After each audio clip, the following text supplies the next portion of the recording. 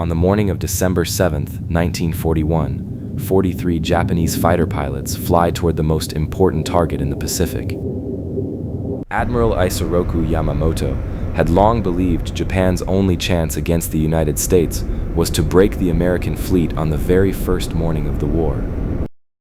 In the autumn of 1941, Combined Fleet staff worked in secret on a strike against the Pacific Fleet at its anchorage in Hawaii.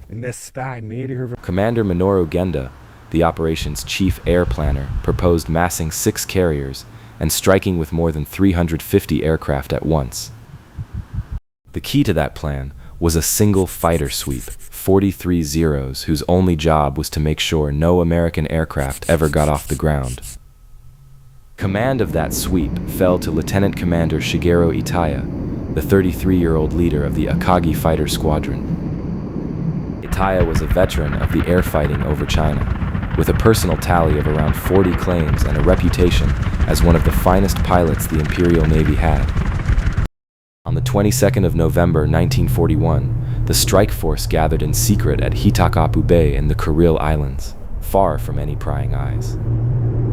The force was commanded by Vice Admiral Chuichi Nagumo of the 1st Air Fleet, 6 aircraft carriers, 2 battleships, and their escorts. At 6 in the morning on the 26th of November, on receipt of the coded signal "Climb Mount Nitaka," the strike force put to sea. For 12 days, the ships ran east along the empty northern Pacific, beyond the reach of American patrol planes. 8 refuelings were carried out on that crossing, a feat in the high seas of the North Pacific that the Japanese themselves called a small miracle. In Akagi's hangar deck, the 9 Zeros of Itaya's own squadron stood ready, each one fueled, armed, and inspected for the long flight to come. Itaya wrote in his own recollections that on the night before the attack, he tried to fix the face of every pilot under his command in his memory. By 5:30 on the morning of December 7th, the carriers were 230 nautical miles north of Oahu, ready to launch. On the flight decks, the Zeros warmed their engines, and a low, hard roar of radial cylinders rose into the pre-dawn black. 15 minutes before launch, Itaya gathered the 6 carrier fighter squadron commanders for one last check of who would hit which airfield. The targets were 4 U.S. Army airfields and 2 Navy airfields, somewhere over 400 American aircraft sitting on the ground. The first wave numbered 183 aircraft, 43 Zeros, 89 torpedo and level bombers, 51 dive bombers. The fighter sweep had only one task. Not a single American aircraft was to be allowed off the ground. If American fighters reached the air, the bombers of the second wave could be torn apart. Itaya, it is said, made that point in the clearest terms. 10 minutes before launch, Itaya climbed into the cockpit of AI-101 and ran through the instruments one last time. Mechanics held the engines at roughly 2,200 revolutions, the warm-up complete, and the sake engines steady. Itaya retied the white hashimaki at his throat and prepared himself for the 30 minutes that would decide everything. The plan that Combined Fleet staff had built in secret over many months was now minutes from being put into the air. Genda's idea of a single-mast strike was about to become the 183-plane first wave of the Pearl Harbor operation. 30 minutes of work by 43 Zero pilots would decide whether the whole Pearl Harbor operation succeeded or failed. At 6 in the morning on December 7th, Vice Admiral Nagumo gave the order to launch the first wave. The first aircraft of the fighter sweep down Akagi's deck was Itaya's own AI-101, lead aircraft of the entire 43-plane formation. The other Zeros followed at 15-second intervals, and in just 6 minutes, Akagi alone had launched all 9 fighters of her sweep. At the same moment, Kaga, Soryu, Hiryu, Shokaku, and Zuikaku launched their own Zeros, 34 more fighters joining Itaya in the air. Itaya orbited at 2,500 meters as Zeros climbed from all 6 carriers to form on his wing.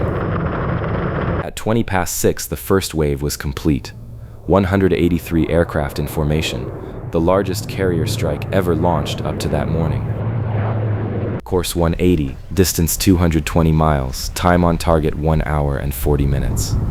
The formation pushed south for Oahu. Itaya wrote later that he spent the next hour and 40 minutes constantly scanning the sky for the American fighters he was sure must be coming up to meet them. Below them lay an unbroken white field of cloud, and the Zeros laid long shadows across it as they pressed on south. Among them flew Lieutenant Iida, 28 years old, leading Soryu's section, a man who is said to have flown that morning, expecting it to be his last. 11 more Zeros from the new carriers Shokaku and Zuikaku slid into formation from astern, completing the sweep. The largest carrier strike yet seen in the war moved south in tight 3-aircraft V-sections that filled the sky from horizon to horizon.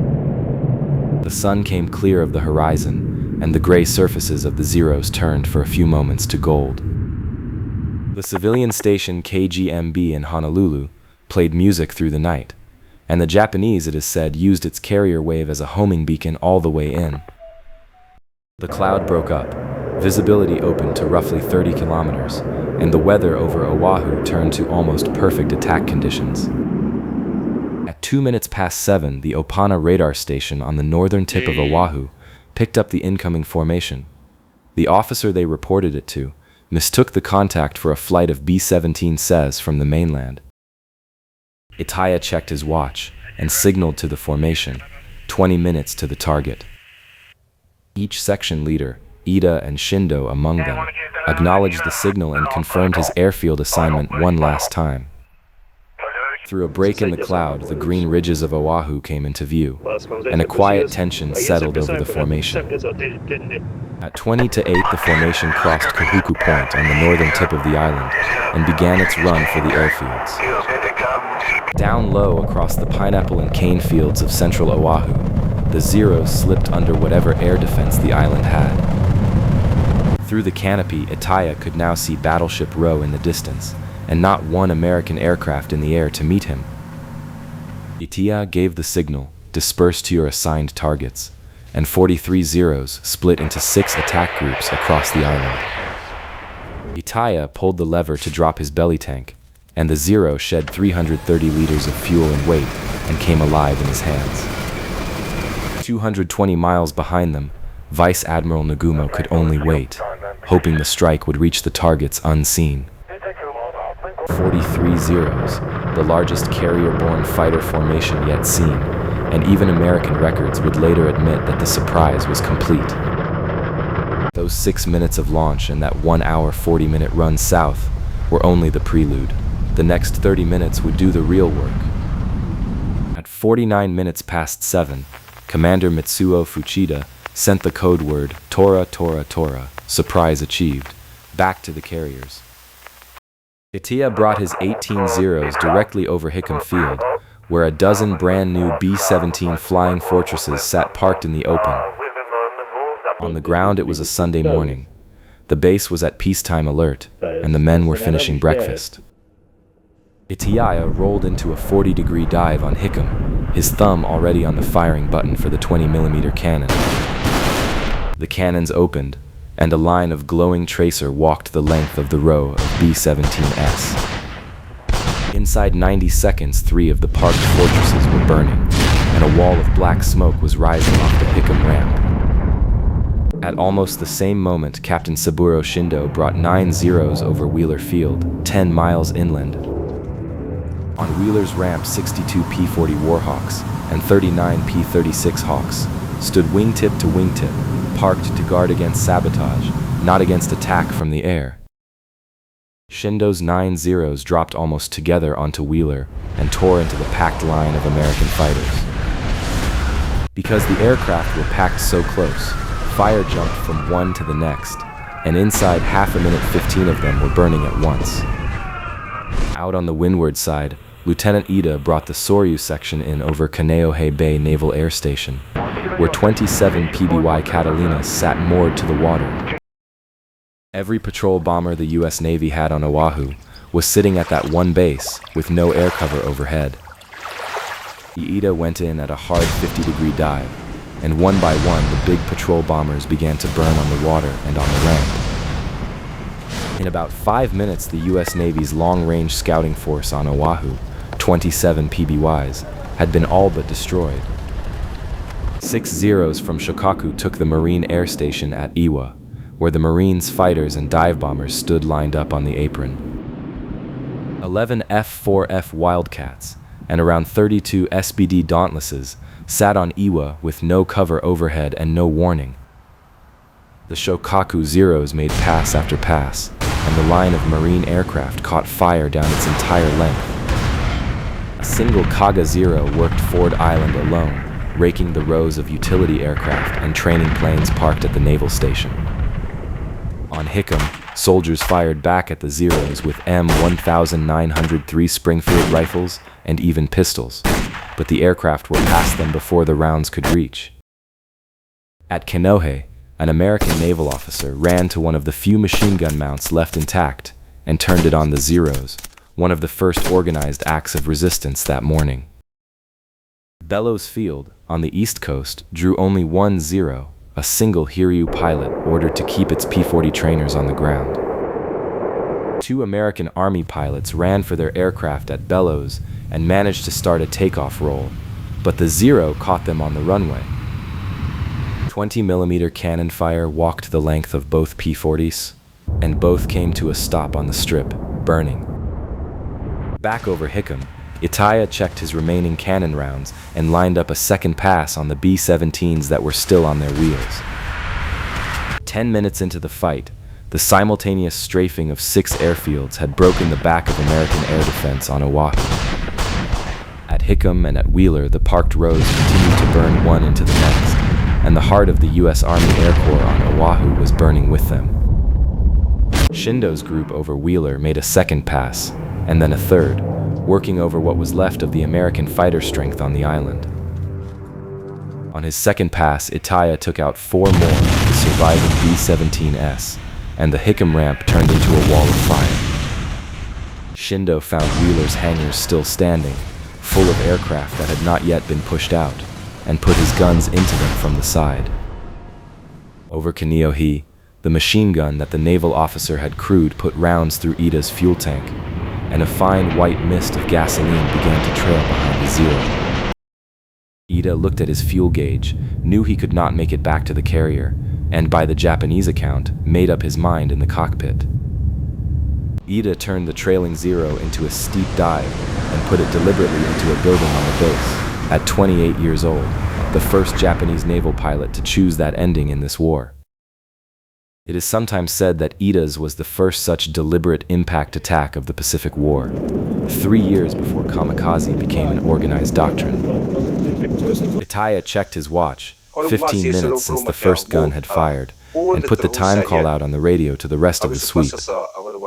Shindo's 20mm rounds were gone, and so he switched to the smaller 7.7 cowl guns and kept working the airfield.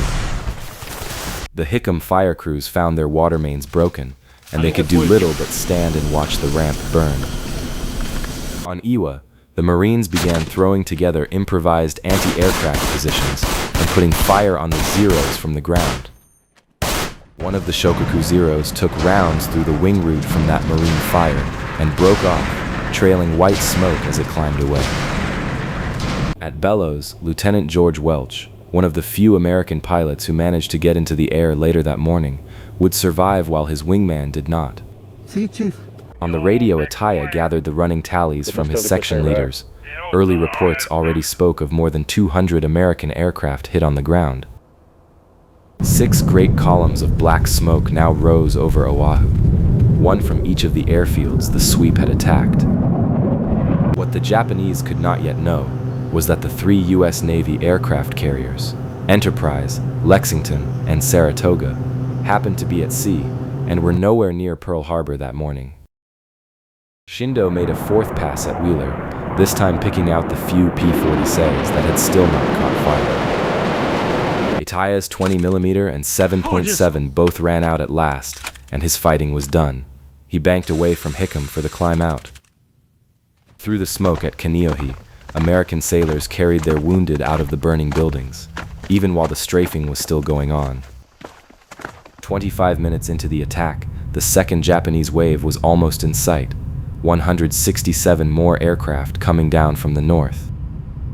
On Ford Island, sailors carried boxes of classified papers out of a burning headquarters building, expecting the worst. At Wheeler, one undamaged P-40 was being rolled to the line in the hope of getting it airborne, but two Zeros caught it on the apron before it could move. The Marines at Ewa are credited in U.S. records with one Zero shot down and another damaged, one of the small American successes of the morning. At 8:20, the call came over the radio. Second wave inbound, sweep to continue covering until release.